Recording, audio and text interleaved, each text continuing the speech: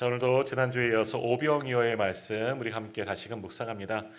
지난주도 말씀을 나눴지만 오병이어의 기적은요, 사복음서 모두 공통적으로 다 나오는 그런 사건입니다.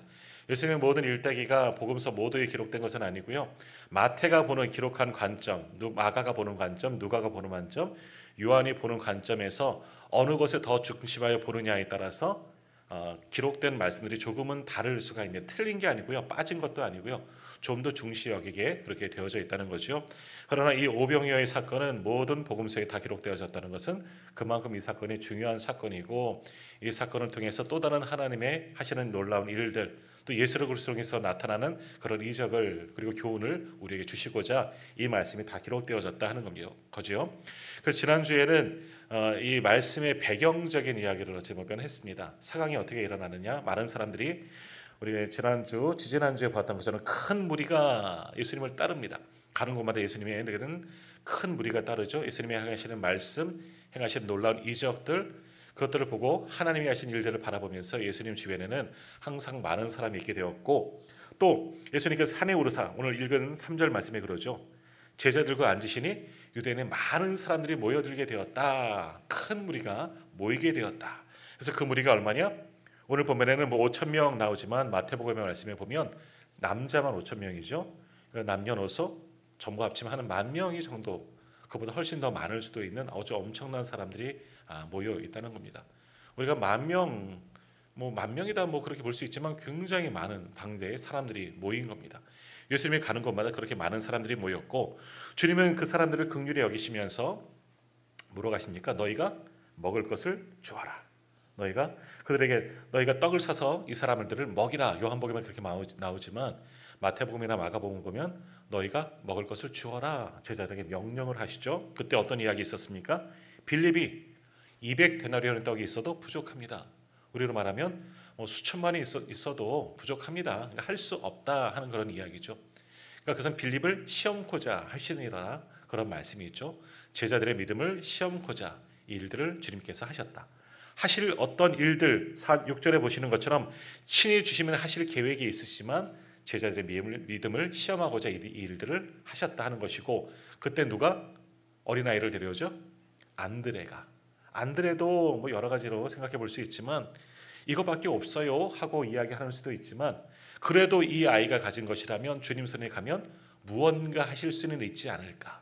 왜? 주님이 행하신 놀라운 일들을 보았기 때문에 믿음으로, 그 작은 믿음으로 그래도 주님께 드린 이 모습들을 보게 되었고, 그 아이의 보리떡 5개, 물고기 2마리로 5천 명을 먹이시는 놀라운 기적이 일어나게 되었다 하는 배경적인 이야기를 지난주 우리가 말씀을 통해서 보았습니다. 그러면서 드린 말씀이 뭐냐? 오병이어의 기적은 2000년 전에만 일어난 기적이 아니라 오늘날 우리에게도 일어날 수 있는 동일한 기적이다 하는 말씀. 물론 똑같이 우리가 지난주 성찬했지만 빵을 뗄 때 떼니 계속 수많은 사람들이 먹을 그런 기적도 물론 믿음으로 하면 그런 일들이 일어날 수가 있겠지만, 그러나 그거 말고도 내 개인적으로도 오병이어와 같은 놀라운 역사, 우리가 상상하지 못하고 생각하지 못하는 그런 하나님이 하실 일들을 오늘 우리도 경험할 수가 있다는 겁니다. 눈에 보여지는 이 오병이어 현상만이 아니라 나 같은 사람도 저 개인적으로 고백하면요, 저 같은 사람을 목회자로 쓰시는 것은 오병이어의 이적이에요. 할 수 없는 일을 하나님께서 하시는 거잖아요. 마찬가지예요. 우리를 성도 되게 하시고 우리를 구원하신 것조차도 나에게 주어진 오병이어의 사건이라는 거죠. 어찌 나와 같은 사람이 죄인 중에 괴수와 같은 사도 바울 고백처럼 나와 같은 사람이 구원받을 수 있었는가? 이것도 오병이어이죠. 또 개인적으로 여러 가지 우리 상황 속에서 일어나는 일들, 우리는 지금도 오병이어의 사건을, 또 다른 오병이어의 사건들을 만들어 나갈 수가 있습니다. 그런데 어떠한 자들이 그런 은혜를 입겠습니까? 그런 기적을 경험할 수 있겠습니까? 믿음이 있는 사람들, 믿음을 가진 자들만이 하나님이 하실 일을 기대하면서, 예수를 통해서 보여줄 그 일들을 기대하면서 성경의 이 모든 말씀을 믿는 모든 사람들에게는 또 다른 오병이어의 역사가 지금도 지구촌 곳곳에서는 일어나고 있다는 거죠. 소위 말하는 세상 사람들이 말하는 이 오병이어와 같은 기적은 아니더라도 나에게도 그런 오병이어의 역사는 또다시 일어날 수가 있다라는 거지요. 그러므로 오늘 예배하는 저나 우리 모든 성도님들도 신앙생활하면서 우리도 이러한 기적점은 하나씩 있지 않으십니까? 그런 기적들을 예전에 있었었지, 내가 예전에 수십 년 전에 그런 기적을 내가 경험했어만이 아니라 오늘도 매일매일 하루의 삶 속에서 하나님이 부어주시는 또 다른 오병이어를 경험하시고 그것을 간증할 수 있는 저와 우리 성도님들 다 되기를 축복합니다. 그럴 때 우리의 믿음이 자라나는 겁니다. 근데 오늘 하루도 가만히 생각해 보세요. 오늘 마지막 은혜 위에 은혜의 힘입니다 라는 찬양을 불렀지만 가만히 생각해 보면 다 은혜 아니에요. 오늘 우리가 여기조차 앉아 있는 것도 오병이어의 기적이에요. 내가 하나님의 집에 와서 앉아 있는 것조차도 이게 기적이라니까요. 뭐 아니신가 보네요. 네. 이런 것 좀 맨날 경험하게 돼요. 아니에요. 우리가 오늘 와서 앉아 있는 것도 기적이에요. 이게 오병이어예요. 그것을 경험하시고 매일매일 삶 속에서 정말 하나님이 부어주시는 또 다른 오병이어를 늘 경험하는 그런 삶이 되기를 소망합니다. 그것이 우리의 간증이 되기를 간절히 소망합니다. 자 그러면 오늘도 같은 말씀을 가지고 말씀을 살펴볼 텐데, 그럼 우리 삶 속에서 오병이어의 기적이 매일매일 일어나기 위해서는 어떻게 해야 할까? 믿음이라고 했어요. 믿음이 필요한 건데, 정말 그것은 어떠한 삶을 말하는 거냐? 내 믿음을 위해서 그러면 다른 것 아무것도 하지 아니하고 예전에 1990년도 말이죠. 담임 선교에 들어보셨죠? 휴거를 기다리면서 언제 주님이 오신다 막 계산을 해서 몇 월 며칠 날 온다 딱 얘기했잖아요. 담임 선교의 모든 것을 다 폐하고 그곳에 모여서 있던 사람들도 있었다는 거거든요. 그런 것처럼 내가 정말 내 삶 속에서 또 다른 오병이어의 기적을 경험하기 위해서 내 삶의 모든 것을 다 끊고 그저 오직 예배하며 말씀 읽고 찬송하고 기도하는 것, 이러면 내 삶 속에서 오병이어의 기적이 일어나겠지. 뭐 그럴 수도 있지요. 그렇구나. 그렇지 않을 수도 있다라는 겁니다. 성경 읽는 것, 말씀을 묵상하는 것 중요합니다. 찬송 부르는 것, 기도를 멈추지 않는 것 굉장히 중요하지만, 그러나 그렇게 형식적으로만 한다고 해서 오병이어의 기적이 일어나느냐? 그건 하나님의 전적인 은혜이죠. 부어주실 수도 있고 그렇지 않을 수도 있다는 거죠. 우리의 중심이 어떠한 마음으로 말씀을 묵상하고 어떠한 마음으로 하나님을 찬송하고 어떠한 마음으로 주님께 기도하느냐, 그 안에 어떤 믿음의 행위가 그 속에 담겨 있느냐, 그것도 굉장히 중요하다라는 겁니다. 더욱이 우리는 우리 삶 속에서 매일마다 또 다른 역사를 경험하는데, 전혀 뜬금없는 마치 기적과 같은 이야기, 정말 사도 바울이 다메섹 도상에서 예수님을 특별한 은혜로 만난 것, 이건 정말 특별한 은혜이죠. 이건 소위 말하는 놀라운 특별한 은사, 기적이라고 할 수 있는 거죠. 그러나 그런 현상들이 우리 모두에게 매일마다 일어나느냐? 그럴 수도 있고 그렇지 않을 수도 있는데, 많은 분들은 그렇지 않은 경우들이 있습니다. 그러나 하나님의 은혜는 매일마다 부어지죠. 우리의 삶 속에서, 사람들과의 관계 속에서 하나님의 은혜가 우리에게 날마다 부어지는 것을 경험할 수가 있는 거죠. 그저 하나님께만 집중하려고 수도원에 가서, 우리로 말하면 기도원에 들어가서 거기서만 담을 쌓아놓고 세상과의 가족과의 관계를 다 끊고 그렇게 영성생활을 위해 하는 분도 계시겠지만, 그러나 많은 대다수의 성도들은 그렇지 않습니다. 삶의 자리에서도 살아가지만 그 속에서도 하나님을 만나고 하나님의 은혜, 소위 말하는 오병이어의 기적을 우리는 경험할 수가 있는 겁니다. 그러니까 나의 매일 삶 속에서 우리가 만나는 사람들과의 관계 속에서도 또 다른 하나님이 하신 일을 우리는 분명히 경험할 수가 있는 거죠. 그러나 믿음이 있으면 그것을 기적으로 받아들이는 것이고, 아니면 그냥 매일 일어나는 일상이라 치부할 수가 있는 거죠. 우리에게 어떠한 믿음이 있는지 거기에서 중요한 겁니다. 더욱이 주님은 이 사건을 보여주시는 것은 또 하나 뭐냐, 이웃과의 관계 속에서 우리에게 부어진 그 은혜, 나 혼자만 간직하는 것이 아니라 나누라. 사람들과의 관계 속에서 우리는 살아가지 않습니까?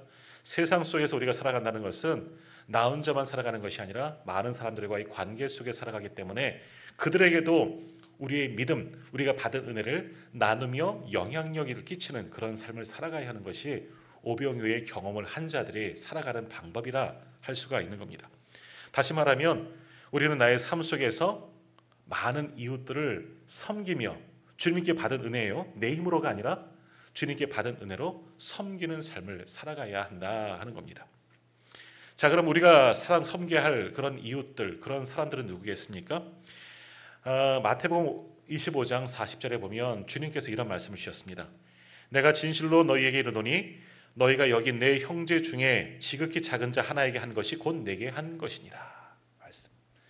주님께 무엇을 하든지 주님께 하듯이 하라, 그런 말씀도 있지만 마찬가지예요. 우리가 섬겨야 하고 우리가 받은 은혜를 나눠야 할 사람, 우리가 경험한 오병이어의 은혜를 나누고 그것으로 섬겨야 할 사람들이 누구냐?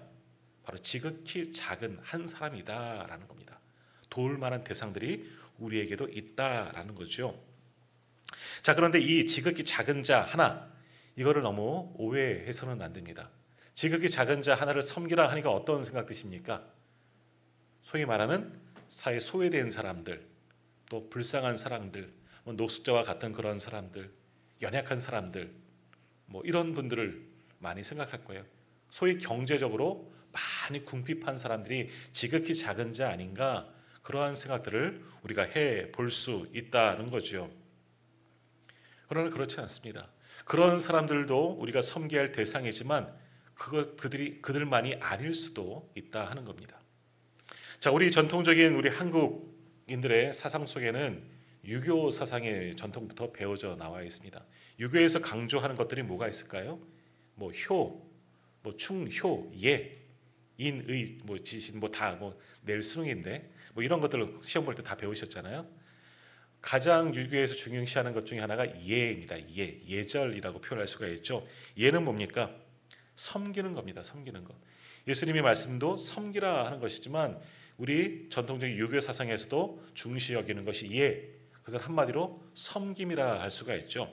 자, 근데 유교에서 말하는 섬김은 어떤 대상들을 섬겨야 하는 겁니까? 누가 누구를 섬기는 게 섬김이죠? 네, 작은 자가 또는 낮은 자가 높은 사람을, 어른을 섬기는 겁니다. 그래서 한국 사람들 전통적으로 젊은 사람들이 어른들을 공경하라, 그렇게 배웠습니다. 저도 그렇고 우리 성도님들도 어린 시절부터 학교에서 도덕 배우면서 그렇게 배우지 않으셨어요? 그래서 우리나라 사람들 어른들에게 인사하는 것, 지금도 어린이집에서 유치원에서 배꼽 인사 많이 배우잖아요. 저희 학교 다닐 때 사실 배꼽 인사는 안 배웠는데 배꼽 인사할 정도로 그렇게 어른들을 공경하라, 이게 유교에서 나온 그런 섬김의 방법이죠. 낮은 자가 높은 자를, 왕을 섬기고 권세 있는 자를 섬기는 것이 전통적인 예입니다. 쉽게 말하면 예수님은 섬김의 대상을 누구라고 말씀하셨습니까? 작은 자. 그러나 한국인 정토 속에서는 섬김의 대상을 높은 자로 그렇게 생각할 때가 참 많이 있다는 거죠. 충, 효도 마찬가지입니다. 충, 국가에 충성하지만 거기 왕, 권세자에게 충성하는 겁니다. 백성들이. 또 효도 뭡니까? 부모를 공경하는 게 효잖아요. 자녀들은 당연히 부모를 존경하는 것이지만 이건 우리는 당연한 것으로 여기고 있지만 이건 유교적인 사상이라는 겁니다. 주님의 말씀과는 전혀 다른 이야기가 되는 것이죠. 주님은 이것과는 정반대예요. 우리 유교 전통적인 유교 사상은 낮은 자가, 적은 자가, 젊은 사람들이 윗사람들을, 높은 사람들을, 권세 있는 자들을 섬기는 것이 세상의 유교적인 방법으로 섬김인 거죠. 그것이 섬김의 대상이고 섬겨야 하는 방법들이지만 오늘 주님은 그렇지 않습니다. 가진 자가, 권세 있는 자가, 높은 자가, 윗사람이 그렇지 않은 작은 자를 섬기는 것이 진정한 섬김이다 라고 말씀하셨죠. 그렇게 섬기는 것이 곧 누구를 섬기는 거다? 주님을 섬기는 거다 라고 말씀하셨습니다. 그러니까 우리가 주님께 한다면 뭐합니까? 많은 사람들을 섬기는 겁니다. 전통적인 한국 방식에 의해서 어른들을 섬기고 그건 당연한 거지요. 높은 사람들을 섬기고 그럴 수 있지만 우리가 섬겨야 할 대상들은 누구냐? 지극히 작은 사람들도 분명히 섬길 수가 있어야 한다라는 겁니다. 자, 그러므로 우리가 섬겨야 하는 것, 오병이어 받은 은혜를 가지고 많은 사람들을 섬겨야 하는데 섬김에 있어서 우리 성도들이 기억해야 할 것은 뭐냐? 두 가지를 한번 기억해 보십시오. 섬김은 언제 어디서나 우리들은 섬김을 받는 자가 아니라 섬기는 자가 되어야 한다라는 것을 기억하십시오. 우리 모든 성도들은 섬기는 자가 되어져야 합니다. 교회에서도 직분이 있지요. 오래 믿을수록 직분도 높아지지만 그러나 오히려 높아질수록 더 섬기는 자가 되어져야 한다. 교회에서 가장 섬김을 받아야 될 사람이 누구겠습니까?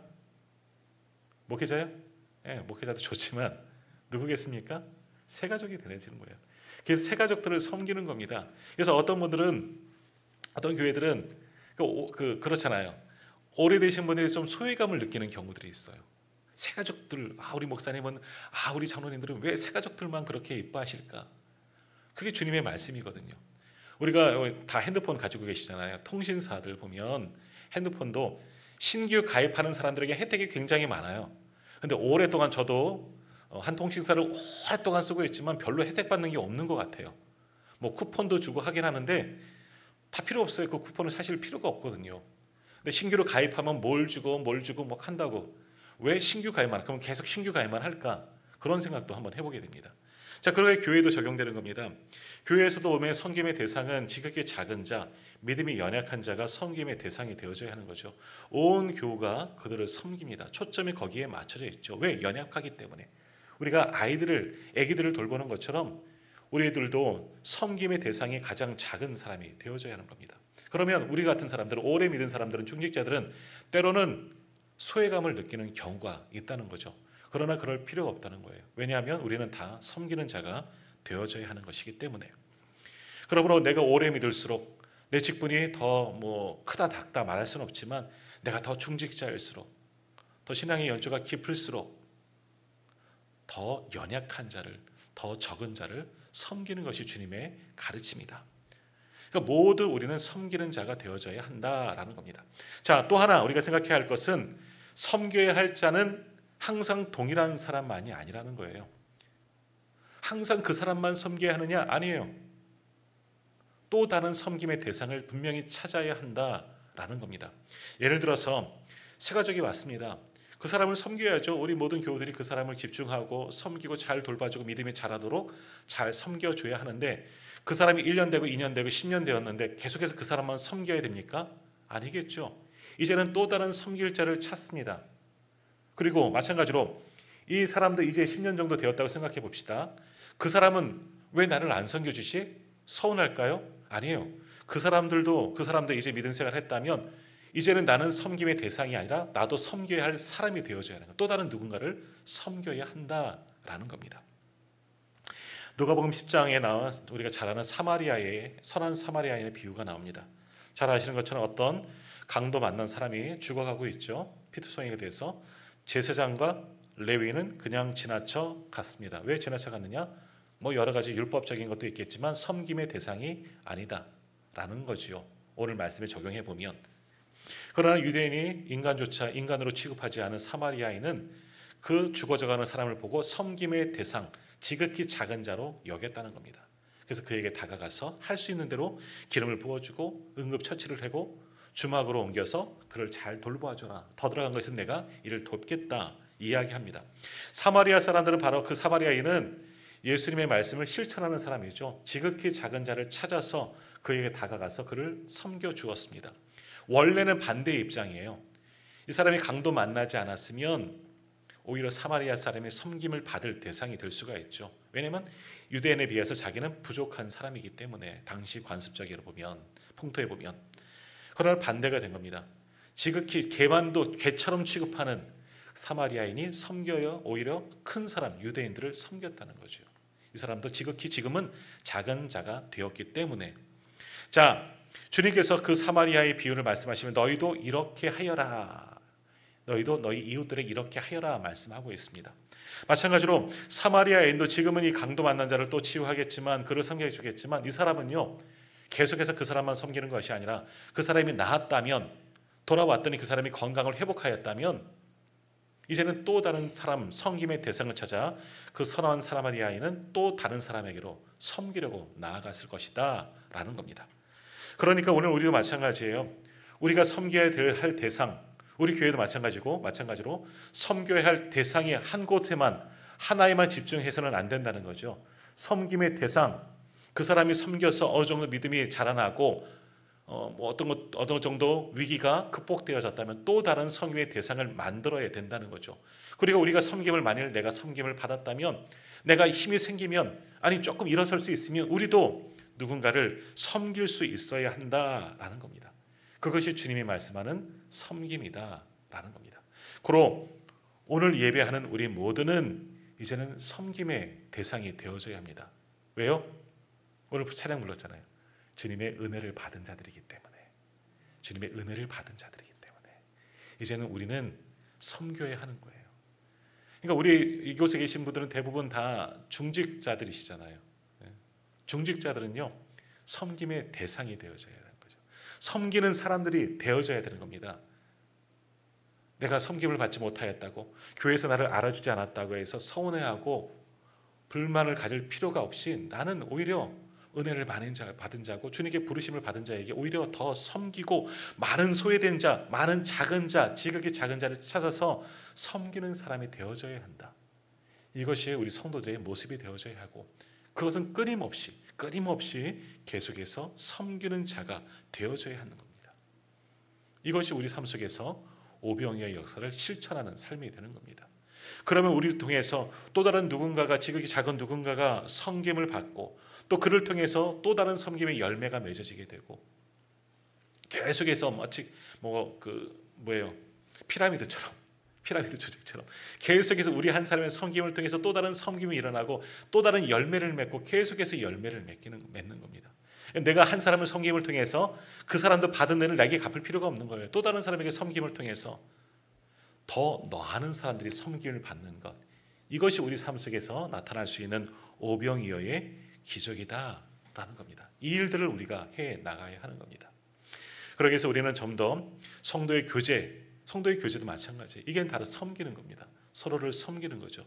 사랑방 안에서도 그렇게 서로를 섬기고, 그들이 든든하게 믿음으로 세워지면 그들도 섬길 수 있도록 장을 만들어줘야 할 것이 교회의 사명 가운데 하나인 겁니다.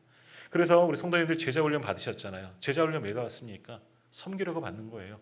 제자가 되고 제자가 스승이 되려고 하는 것이 아니라, 제자가 돼서 또 다른 제자를 낳고 그 제자가 또 다른 제자를 낳을 수 있도록 끊임없이 제자를 만들어가는 훈련들이 제자 훈련인 겁니다. 나만 이수했다고, 제자 훈련의 과정을 이수했다고 끝이 아니라 우리도 또 다른 제자를 만들어 나가는 것이 제자 훈련의 결국 최종의 목표입니다. 끝이 없는 거예요. 제자라는 말 대신에 섬김의 말을 넣으면 똑같이 되는 거죠. 내가 섬김을 받았다면, 내가 믿음이 연약하였을 때, 내가 작은 자였을 때 내가 섬김을 받았다면, 나도 이제는 어느 정도 회복이 되어지고 자라났다면 또 다른 누군가를 섬길 수 있어야 하는 겁니다. 계속해서 섬겨 나가야 하는 것이죠. 그것이 우리 삶 속에서 오병이어의 기적들을 만들어 나가는 주님의 방법입니다. 그러면 오늘도 저와 우리 모든 성도님들은 정말 섬기는 자가 다 되기를 간절히 소망합니다. 그것이 우리 삶 속에서 오병이어의 기적을 만들어가는 일들입니다. 자, 그리고 오늘 말씀 다시 한번 보시면은요, 5,000명의 사람들이 옅은 물고기 보리떡 5개와 물고기 2마리로 수많은 사람들이 먹였습니다. 지난주 말씀 기억하십니까? 그 오병이어의 현장 속에서 가장 큰 자가 누굴까요? 지금 오병이어의 기적이 일어나기 전, 오병이 그 수많은 5,000명의 사람들이 있다 칩시다. 예수님을 포함한 제자들과 5,000명의 사람들이 빈 들에 있습니다.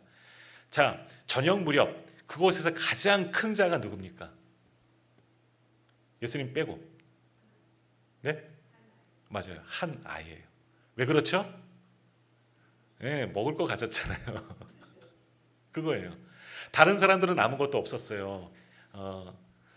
지난주 잠깐 말씀드렸지만 이 상황은 어떻게 되는지 정확하게는 모르겠지만, 아침부터 이 사람들은 매일매일 예수님 쫓아다니는 거예요. 아침에 나올 때 점심 정도 먹을 것들, 얼마에 먹을 것들을 가지고 나가겠지만 시간이 늦은 상황이거든요. 다른 사람들 다 없어요. 배고픈 상황이죠. 먹을 것을 구할 수도 없고 사러 갈 거리도 먼 한적한 들이라는 거죠. 그런데 그곳에선 단 한 명, 몰라요. 어떤 사람들은 감추고 혼자 먹으려고, 정말 군대에서 배고파서 건빵 혼자 다 건빵 주머니에 감추고 혼자 먹은 적도 있지만, 감추고 있는 누군가는 있었을지 모르겠지만 드러난 사람들 중에서 먹을 것을 가지고 있는 사람은 안드레가 데리고 나온 한 사람이었다는 거예요. 그 어린아이 한 사람이었어요. 당시 우리 통념적인 관념으로 보면 어린 아이이기 때문에 우리는 그 어린 아이를 섬겨야 합니다. 우리 서구 사회는 여자와 아이를 가장 먼저 우선으로 보호 대상으로 여기잖아요. 그래서 어려움에 빠지면 여성들과 아이들을 빨리 대피하고, 이게 막 기사도 신사정실 이런 것들이 있잖아요. 마찬가지예요. 어린 아이가 섬김의 대상이어야 되는데 아니에요. 당시에서 가장 큰 자는 누구냐? 어린 아이였다는 거예요. 왜? 먹을 것 있기 때문에 이 아이가 가장 큰 자가 되는 겁니다. 그러니까 그 아이가 어떻게 했습니까? 자신의 것을 내어 드린 겁니다. 내가 가장 먹을 거 있잖아요. 이 아이가 큰 자가 되어서 섬기는 사람이 된 거예요. 주님께 손에 맡겨서 없는 사람들, 이제는 어른들이 지극히 작은 자가 된 거예요. 왜? 배고파 죽겠잖아요. 그들이 섬김을 받을 대상이 되어진 겁니다. 이 어린 아이도 주님의 말씀을 알든지 모르든지 안드레 손에 끌려왔지만, 그러나 지금은 이 어린 아이가 섬기는 사람이 된 거예요. 제일 지극히 미약한 아이이긴 하지만 이 아이는 지금 그 현장 속에서, 이 오병이어의 현장 속에서는 가장 큰 사람인 겁니다. 큰 자입니다. 많이 가진 자인 거죠. 그래서 자기의 것을 아낌없이 다 내어드렸습니다. 혼자, 우리 부르는 처음에 올렸는 그 찬양처럼 자기 혼자 배채우려고 움켜쥐고 먹은 것이 아니라 손을 펼쳐서 나누었다는 거죠. 얼마나 넉넉한 마음을 가진 이 어린 아이겠습니까? 그 애에게도 배울 것이 분명히 있다는 겁니다. 자, 근데 이 아이가 바친, 주님께 드린 이 도시락, 보리떡 5개, 오늘 말씀에도 물고기 2마리다. 보리떡도요, 보통 유대인들은 이렇게, 우리가 그 영화 최후의 만찬 같은 뭐 예수님 나오는 그런 영화들을 보면 유대인들 이렇게 넓은 빵들을 이렇게 손으로 찢어서 먹는 그런 것들을 보셨잖아요. 그래서 어른들은 좀 이렇게 큰 떡을 이렇게 먹지만 아이들은 막 우리로 말하면 호떡만한 것들, 호떡보다 나면 작은 것 거예요. 그 정도 되는 것들을 가지고 다닌다는 겁니다. 그러니까 5개가 많은 게 아니에요. 그러니까 아예 1개 정도 식사밖에 안 되는 거죠. 그러니까 보리떡도 굉장히 아주 작은 것이고, 보리떡이라고 표현한 것도 뭐냐? 우리도 보릿고개 옛날 사셨을 때 없는 사람들이, 정말 굶주린 사람들이 보리 먹는 것처럼 마찬가지예요. 좋은 거, 밀로 된 거 못 먹고 보리떡 하찮은 빵이었다는 거죠. 아주 지극히 작은 거지만 그것을 나누었다는 겁니다. 그리고 물고기, 헬라어로 우리 아마 아실 겁니다. 물고기를 가리키는 용어가 익투스라고 합니다. 옛날에 그 기독교인들 로마 박해 때 기독교인 것을 표시할 때 물고기를 이렇게 쓱 그리잖아요. 그것을 가리켜 익투스라고 합니다. 그래서 지금도 익투스 찬양대, 익투스에 보면 예수님, 그리스도 뭐 이게 다 이름에 풀이가 있습니다. 그래서 익투스라고 표현하는데, 익투스는 일반적인 물고기를 가리키는 용어가 익투스라고 합니다. 보통 뭐 우리가 그 시장에 가서 구입할 수 있는 생선 한 마리, 큰 거 한 마리 정도를 익투스라고 물고기를 표현하는데, 오늘 성경에는 익투스라고 표현하지 아니하고 옵사리온이라는 헬라어 단어를 썼다는 겁니다. 뭐 이건 우리는 뭐 익투스든 옵사리온은 뭐 알 필요는 없었지만, 옵사리온은 뭐냐? 조리되어서 나누어지는 것. 그러니까 우리로 말하면 우리 식사하러 가셨을 때 식당에서 주는 생선을 통째로 한 마리 주는 것이 아니라, 뭐 예를 들어서 고등어 한 토막 이렇게 딱 주잖아요. 그 조리된 생선 한 토막을 옵사리온이라고 표현하는 겁니다. 그러니까 우리가 물고기 2마리라고 성경에는, 우리 성경 한국 번역할 때는 그렇게 기록되어졌지만, 엄밀하게 따지면 물고기 2마리가 아니라 물고기 2토막, 조리된, 먹을 수 있게 만들어진 2조각이라고 보시면 좋은 거예요. 그러니까 물고기보다도 아주 더 작은 것이 바로 오늘 이 아이가 갖고 있는 거죠. 그러니까 아이가 갖고 있는 것이 큰 게 아니라는 거예요. 지극히 작은 거예요. 하지만 그 아이가 가진 것이 그 5천 명의 사람들 중에서는 제일 많이 가진 거고요. 이 아이가 제일 큰 자였다는 겁니다. 그런데 그것을 이 아이는 나누었다. 섬기는 자가 되었다 하는 겁니다. 섬기는 자가 되었다는 겁니다. 그렇게 섬겼더니 그 정말 작은 것, 아이가 먹어서 그냥 겨우 배부를 정도나 되는 그것이었지만, 그 아이가 진실된 마음으로 주님을 믿는 그 믿음으로 섬겼더니, 세상의 섬김이 아니라 주님이 주신 하늘의 섬김으로 섬겼더니 그것이 주님 손에 들렸고, 오병이어의 역사가 5천 명이나 되는 많은 사람들이 먹고 12바구니가 남는 그런 놀라운 기적의 역사가 바로 그 자리에서, 그 현장 가운데서 일어났다는 거죠. 이 어린아이가 만약에 섬기지 않았다면, 어디 숨어서 혼자만 먹었다면 이 기적은 일어나지 않았을 겁니다. 그러나 이 아이, 자기의 것을 포기하면서, 자기의 것을 포기한다는 건 생명을 포기한다는 거예요. 주님께 내어드리고 온전히 섬김을 통해서 수많은 사람들이 먹고 배불릴 정도로 먹고 수많은 물량들이 남게 되었다. 이 아이의 섬김으로 이와 같은 오병이어의 역사가 일어나게 되었다는 겁니다. 자, 오늘 우리도 마찬가지입니다. 우리 사회 속에서, 또한 교회 공동체 안에서 나 혼자의 힘은 지극히 미약할 수가 있다는 겁니다. 여기 계신 분들은 중직자라서 교회에 영향력을 끼치는 분들이지만, 그러나 나 한 사람으로서 교회에 큰 영향력을 끼칠 수 있을까? 아닐 수도 있다는 거지요. 그러나 아니에요. 우리를 믿음으로 주님께 내어드리고 헌신이라고 그러죠.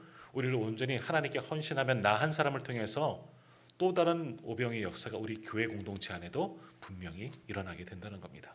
그러니까 다른 사람이 하든 안 하든 그게 중요한 것이 아니라 내가 나를 하나님께 드리는 헌신이 지금 중요한 줄 믿습니다. 오늘 우리들이 헌신하는 이유가 여기에 있는 겁니다. 내가 칭찬받으려고, 내가 여유가 있어서 아니에요.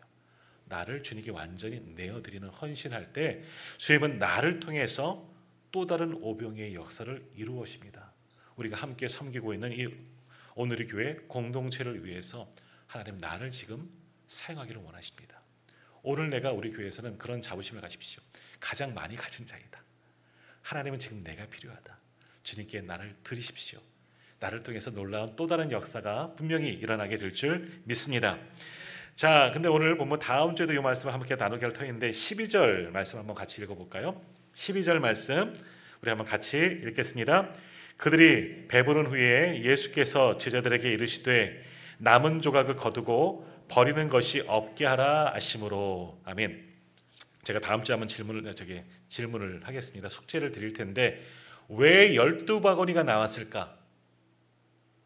왜 12바구니일까? 한번 깊이 한번 생각해 보시고 다음 주에 한번 답들을 한번 마련해 갖고 오십시오. 제가 지명하여 부르겠습니다. 기억하고 있으면 일주일 동안 우리 목사님이 제발 잊어버리게 해주세요. 뭐 기도하시듯이 기억하고 있으면 제가 한번 질문해 보겠습니다. 왜 이거 전에 제가 설교 드렸던 말씀인데요. 왜 12바구니가 남았을까? 왜 꼭 12바구니일까? 7병이어가 있습니다. 거기는 또 다르게 남은 게 달라요. 근데 오병이어에서는 왜 12바구니였을까? 가만히 한번 생각해 보시고 다음 주에 한번 숙제로 한번 생각해 보고 오십시오. 자, 근데 왜 12바구니가 남았을까? 우리가 12를 다음 주에 생각해 보겠지만 이 남은 거는 그건 뭘까? 왜 남기셨을까? 나눠주실 때 하나님은요 은혜를 부어주실 때 어떨 때 보면요 정말 정확하게 부어주시는 거예요. 하나님 말씀 속에 히브리서의 말씀에 보면 누르고 흔들어 넘치도록 부어주시고도 부실 때도 있지만 또 어떨 때를 보면 정말 정확하게 딱 물 쫙 끊는 것처럼 정확하게 부어주실 때가 있습니다. 저도 그렇습니다. 신대원 다닐 때 좀 많이 경제적으로 어렵잖아요. 뭐 교육 전도사 사례가 얼마 되지 않고 경제적으로 매일매일 어려운데 뭐 그때는 정말 까마귀, 소위 말하는 까마귀가 날라서 많은 도움을 받고 살았습니다. 그런데 그때도 그랬어요. 하나님 이왕 좀 손길을 통해서 도와주시려면요 좀 많이 좀 도와주시지, 넉넉하게 좀 도와주시지, 딱 그만큼만, 딱 필요한 것까지만 도와주시는 거예요. 좀 넘치면 좀 안 되나? 근데 기가 막히게 그 이상은 안 주시더라고요. 등록금이 모자라면 딱 등록금만 해결해 주시고 조금만 더 주시면 책도 좀 사고 뭐 하잖아요. 안 그러시더라고요. 딱 그만큼만. 뭐 그게 하나님의 방법일 수도 있겠지만 오늘 말씀도 한번 좀 적용해 보겠습니다. 그 많은 사람들, 수천 명의 사람들을 오병이어를 통해서 놀라운 기적을 베푸셔서 다 먹이셨어요. 왜 남기셨냐는 거죠. 남은 것은 뭐 하려고? 뭐 했을까요? 남겨서 뭐 하려고 남기셨을까? 내가 이렇게 능력이 있다. 내가 이렇게 능력 있는 것을 보여주시려고 남기셨을까? 물론 그것은 아닙니다. 왜 남기셨을까? 역시 마찬가지예요. 시간 다시 말씀드리면 이것조차도 또 다른 섬김을 하려고 남기셨다는 겁니다. 그 남겨진 건 뭐 하겠습니까? 썩여 버리겠습니까? 아니에요. 그것들로 또 다른 섬길 자들을 찾을 겁니다. 아마도 추측해 본다면 그곳에 있는 사람들이 싸가지고 갔을 거예요. 근데 자기들이 먹으려고 아니라 그 놀라운 기적의 음식 아닙니까? 하늘의 양식 아닙니까? 자기가 먹진 않았을 것 같아요. 내 주변에 누군가를 주었을 거예요. 그러면서 주님이 하신 놀라운 일들을 이야기하겠죠. 내가 먹고 끝났으면 기적이 더 번지진 않았을 겁니다. 하지만 분명히 그곳에서 오병이어의 기적을 경험한 사람들, 주님이 떼어주시는 그 떡과 물고기를 먹었던 사람들은 남겨진 음식들을 가지고 자기의 삶의 자리로 돌아가서 또 다른 누군가를 그 음식으로 섬겼을 겁니다. 그러려고 남기신 겁니다. 그러면서 주님이 하신 일들 말하겠죠. 복음을 전하라고. 이것을 남기지는 않았을까? 그런 생각들을 해보게 됩니다. 섬김을 주님도 이 아이를 통해서 이 많은 사람들 5천 명이나 되는 많은 사람들을 먹이시고 그것으로 끝난 것이 아니라 이제는 섬김을 받은 사람들이 도리어 섬기는 자가 되어서 주님이 남기신 모든 음식들을 가지고 또 그들의 삶의 자리로 돌아가서 섬기는 자로 살아가라고 이 수많은 음식들을 또 남기셨을 것이다. 그런 생각들을 해보게 됩니다. 자, 오늘도 우리는 주님께서 오늘 예배하는 동안 우리에게 은혜를 부으십니다. 우리도 주님의 은혜로 충분히 체험받게 되는 겁니다. 그럼 주님 감사합니다. 오늘도 제게 은혜를 주셔서 너무나 큰 은혜를 주셨습니다.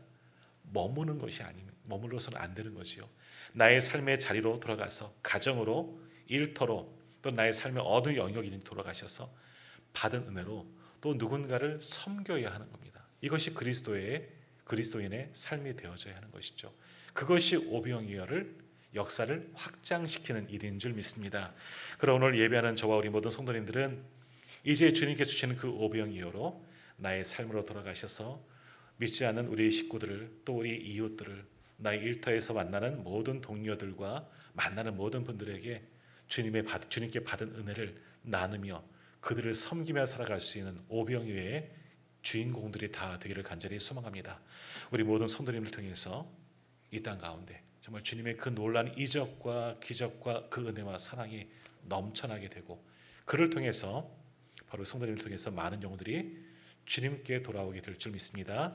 그 놀라운 일들을 위해서 쓰임받는 저와 우리 모든 성도님들 다 되기를 간절히 소망합니다. 기도하겠습니다.